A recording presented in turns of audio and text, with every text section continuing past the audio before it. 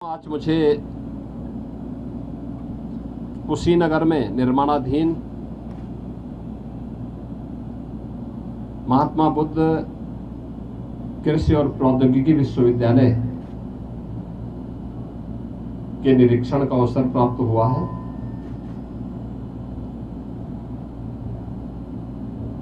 कुशीनगर और पूर्वी उत्तर प्रदेश की दृष्टि से यहाँ के किसानों की आमदनी को बढ़ाने के लिए और आम जनमानस के जीवन में व्यापक परिवर्तन की दृष्टि से इस विश्वविद्यालय की एक महती भूमिका होगी। कृषि क्षेत्र से जुड़ी हुई आधुनिक तकनीक को प्रोत्साहित करने के लिए स्थानीय स्तर पर कृषि वैज्ञानिक पैदा किए जा सकें,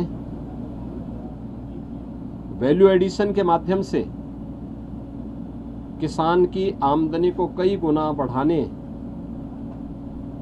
किसान की लागत को कम और उत्पादन को ज़्यादा बढ़ाने की दिशा से इस कृषि विश्वविद्यालय की एक बड़ी भूमिका होगी। हमारा प्रयास है कि इस सत्र में यहाँ पर हम प्रवेश प्रारंभ करें। प्रवेश होंगे और विश्वविद्यालय की अपनी स्वयं की बिल्डिंग सितंबर अंत तक बनाने के लिए हम पूरी तैयारी कर रहे हैं। अभी मैंने निरीक्षण भी किया है, मेरी इसके बाद थोड़ी एक बैठक भी होगी।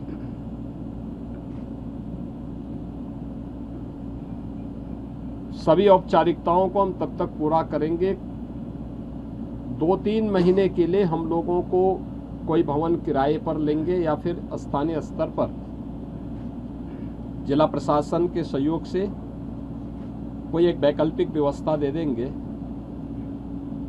लेकिन मेरा मानना है कि ये विश्वविद्यालय प्रारंभ होगा तो कृषि और प्रौद्योगिकी विश्वविद्यालय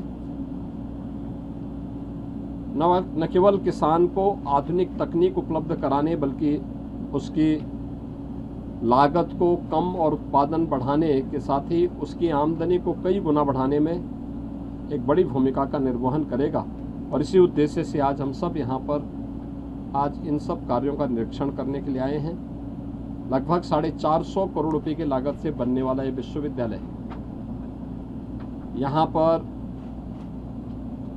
पूर्वी उत्तर प्रदेश की दृष्टि से अन्नदाता किसानों की आमदनी को बढ़ाने, उनके जीवन में खुशहाली लाने में एक मील का पत्थर साबित होगा।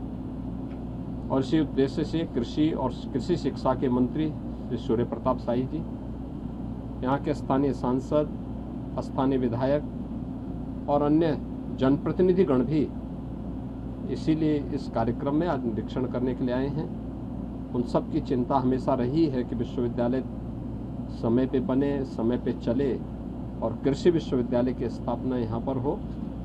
और वह कार्य हम लोगों ने यहाँ के लिए उपलब्ध कराया है। कुशीनगर आज अब पिछड़ा जनपद नहीं है। बीमारी से, किसी भी प्रकार के उपद्रव से, किसी भी प्रकार की अराजकता से मुक्त होकर के इंसेफ्लाइटिस को पूरी तरह समाप्त किया जा चुका है। किसी भी प्रकार की आपराधिक और माफिया गिरी बंद हुई है, अराजकता समाप्त हुई है, उपद्रव समाप्त हुए हैं। उत्सवपूर्ण माहौल में कुशीनगर जनपद आज विकास के नए नित्य प्रतिमान को स्थापित कर रहा है।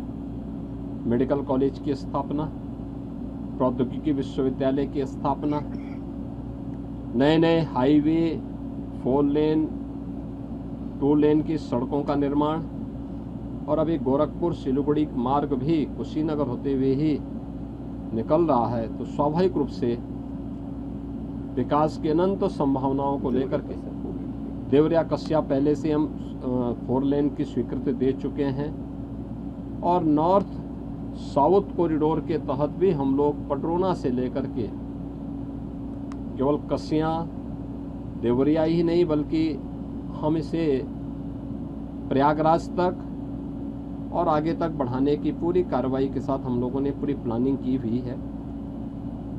लखनऊ की दूरी और कम हो चुकी है।